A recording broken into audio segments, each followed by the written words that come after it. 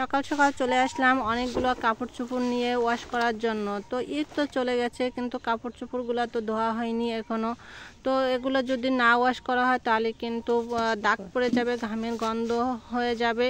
তাই আর দেরি না করে আমি ওয়াশ করার জন্য চলে আসছি টিউবওয়েলে। তো গরম পানি করে নিলাম, আর তাতে সবগুলো কাপড় চোপড় আমি হলুদের গুঁড়ো দিয়ে ভিজিয়ে রেখেছিলাম। তো হ্যালো এভরিওয়ান, আসসালামু আলাইকুম, welcome to my new blog. I hope আপনারা সবাই ভালো আছেন, সুস্থ আছেন। আলহামদুলিল্লাহ আমিও অনেক ভালো আছি আপনাদের দোয়ায়। তো দেরি না করে চলে আসলাম ধোয়ার জন্য। এই তো দেখতেই পাচ্ছেন আমি কিন্তু সব কাপড় চোপড়গুলো এক এক করে খেঁচে নিচ্ছি, আর এগুলো খেঁচে নিয়ে তারপরে ধুয়ে নেব। আর একটা লোককে আমি বলছিলাম আমাদের বাড়ির পাশে, ওনাকে বলছি আমাকে একটু হেল্প করবেন ধোয়ার কাজে, কারণ অনেকগুলো কাপড় চোপড় একা ধোয়া সম্ভব না। তো আমার ধোয়ার পরে উনি চলে আসছে, তা বললো যে আমি কেচে দিই। তো বললাম যে আচ্ছা ঠিক আছে, আপনি কেচে দেন, আর আমি হচ্ছে এগুলো ধুয়ে তারপরে নেড়ে দিই। তো উনি কেচে দিয়েছিল আর আমি এগুলো ধুতেছিলাম।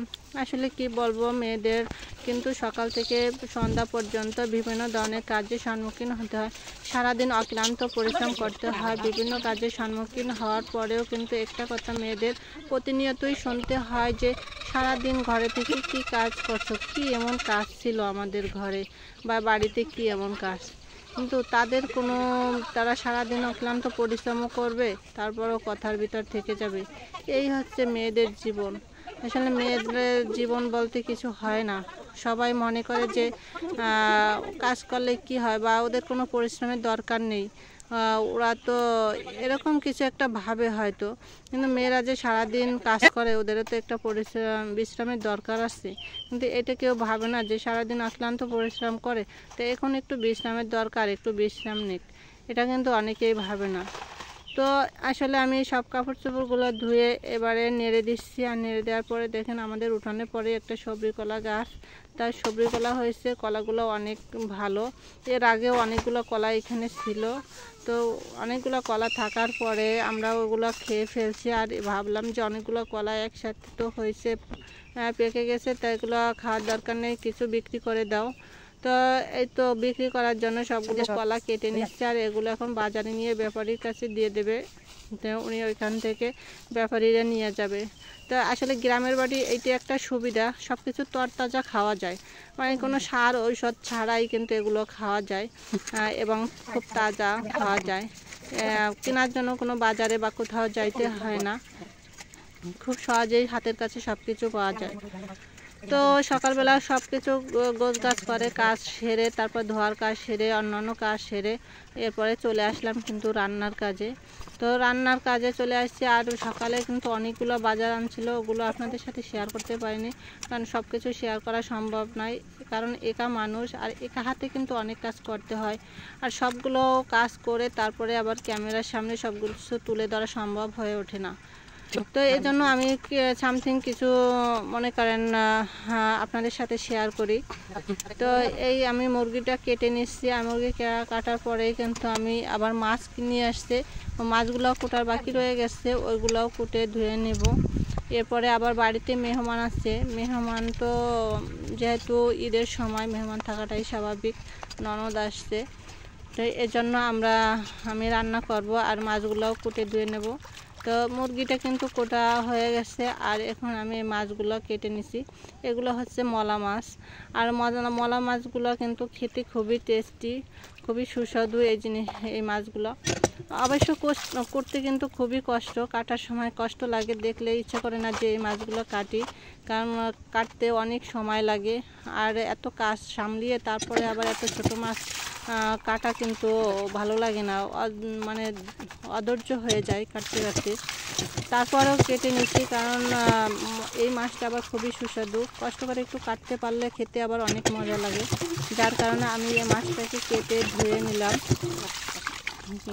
তারপরে তো আমি এই যে রান্নার জন্য চলে আসতো, মাছ কাটা হয়ে গেলো, মুরগি কাটা হয়ে গেলো, অন্যান্য সবজি সেগুলোও কেটে নিয়েছি, ওগুলো তো দেখানো সম্ভব নয়। আর এখানে আমাদের ঘরে ফ্লোর করা হয়ে গেছে, তা ফ্লোর করা হওয়ার পরে এখন তো পানি দিতে হবে, তা পানি দেওয়ার জন্য ওদেরকে বলছিলাম, তা ওরা পানি দিচ্ছিল আর গোসল করে নিচ্ছিল সাথে সাথে, আর খুব আনন্দ করছিল। কারণ বাচ্চারা বোঝেন না, ওরা তো পানি পেলে মহা খুশি। আরও এখন হলো ফ্লোর করা ঘর, আর ভিতরে পানি ছিটাচ্ছে আর গোসল করতেছে, খুব মজা করে আনন্দ করে আর খুব চিল্লাপালা করতেছে। তারপরে এই যে চলে আসলাম রান্নার জন্য। তা রান্না করার জন্য আমি কিন্তু এখানে সবগুলো মশলা অ্যাড করতেছি, পরিমাণ মতো যেগুলো লাগবে সবগুলোই। আর এখন একটু পানি দিয়ে যে মশলাটাকে একটু কষিয়ে নিয়েছি। কত সময় কষানোর পরে মনে পড়ছে যে আমি তো আদা দিইনি, এরপরে আবার একটু আদা দিয়ে দিলাম। আদা দিয়ে সামান্য সময় একটু আবার কষিয়ে নিলাম। আর কষানোর পরে এখন আমি এই যে গোশটা দিয়ে দিছি। তো গোশটা দেওয়ার পরে আমি কত সময় এভাবে কষিয়ে নেব। তো সকাল থেকে সন্ধ্যা পর্যন্ত আমরা যারা মেয়েরা আছি তারা কিন্তু, আমি মনে করি প্রতিটা মেয়েরাই এরকম অনেকটা কাজ করে, অনেকটা কাজ করতে হয়। কারণ মেয়েদের জীবন বলে কথাই, এদের তো কই মাসের পরাণ কথাই বলে, এদের কোনো অবসর সময় নেই, কোনো ছুটির দিন নেই, এদের সব সময় কাজ করতে হবে। তাই আপনাদের কার কার এরকমের প্রতিনিয়ত প্রতিটা কাজের সম্মুখীন হতে হয় অবশ্যই একটি কমেন্ট করে অবশ্যই একটু জানাবেন। আর এই তো আমি এবার একটা আলু কেটেও দিয়ে দিলাম। তারপরে আমার তরকারিটা প্রায় কিন্তু হয়ে আসছে, আমি ঢাকনা দিয়ে ঢেকে দিয়েছিলাম। তারপরে এই তো দেখেন কিন্তু হয়ে গেছে তরকারি। এখন আমি এই তরকারিটাকেও আবার নামিয়ে অন্য তরকারি রান্না করে নেব। তো সব ধরনের তরকারি রান্না হয়ে গেছে, বা ভেন্ডি ভাজি করছে ওটাও হয়ে গেছে।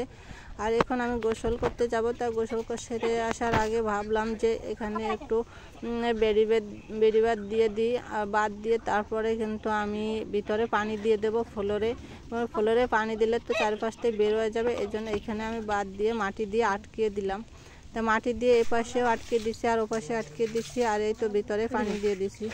তো এই ছিল আমার আজকের ভিডিও। আজকের ভিডিওটি আপনাদের কাছে কেমন লেগেছে অবশ্যই কমেন্ট করে জানিয়ে দেবেন।